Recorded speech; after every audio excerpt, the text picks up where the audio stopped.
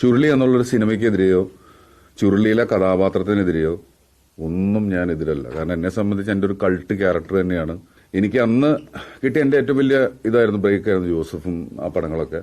അപ്പോൾ ഒരുപാട് അവസരങ്ങളുള്ള ഒരു സമയത്ത് എനിക്ക് എന്റെ ആഗ്രഹമാണ് ആ സിനിമയിൽ അഭിനയിക്കണം എന്നുള്ളത്, ലിജോന്റെ കൂടെ വർക്ക് ചെയ്യണം എന്നുള്ളത്. അന്ന് ഫെസ്റ്റിവലിന് വേണ്ടി ഷൂട്ട് ചെയ്തൊരു സിനിമ, പിന്നീട് അത് വന്നത് ഞാൻ തിയേറ്ററിൽ നിന്നാണ് പറഞ്ഞത്. ഞാൻ ഉദ്ദേശിച്ചത് വെച്ചാൽ പൊതുസമൂഹത്തിന്റെ ഉള്ളിലേക്കാണ്, അത് OTT യിലാണ് വന്നത്. അത് രണ്ടും സെയിം ഇമ്പാക്ട് തന്നെയാണ് ഉണ്ടാക്കിയത്. IFFK നിങ്ങൾ സിനിമ കണ്ടവര്, ചുരുളി കണ്ടവരുണ്ടെങ്കിൽ നിങ്ങൾക്ക് മനസ്സിലാവും, തെറി ഇല്ലാത്തൊരു വേർഷനാണ് IFFK നിങ്ങൾ കണ്ടിട്ടുണ്ടാവുക. ലിജോ എന്നെ കൊണ്ട് ഡബ് ചെയ്യിപ്പിച്ചിട്ടുണ്ട് തെറി ഇല്ലാത്ത ഒരു വേർഷൻ ആ സിനിമയ്ക്ക് വേണ്ടിയിട്ട്. പിന്നീട് പൈസ കൂടുതൽ കിട്ടിക്കഴിഞ്ഞപ്പോൾ ഇവരത് OTT വിട്ടു, തെറിയുള്ള വേർഷൻ.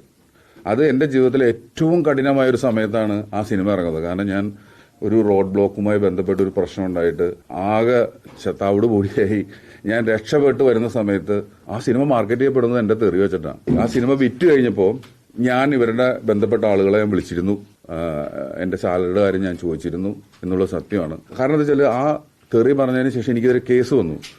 ഇന്ന് ലിജോ പോസ്റ്റ് ഇട്ടു, ഈ നിമിഷം വരെ എന്നെ അതിന് തൊട്ട് മുമ്പ് വരെ ഒരാൾ പോലും എന്നെ വിളിച്ചിട്ട് എനിക്കുണ്ടായ വിഷയങ്ങൾ എന്താണ് എന്നുള്ളത് ചോദിച്ചിട്ടില്ല. ഇപ്പോഴും ഞാൻ പറയുന്നത്, ഞാനിത് ഇങ്ങനെ ഒരു റിലീസ് ചെയ്യുന്ന ഒരു കാര്യമായിരുന്നു ഞാൻ ചെയ്യില്ലായിരുന്നു.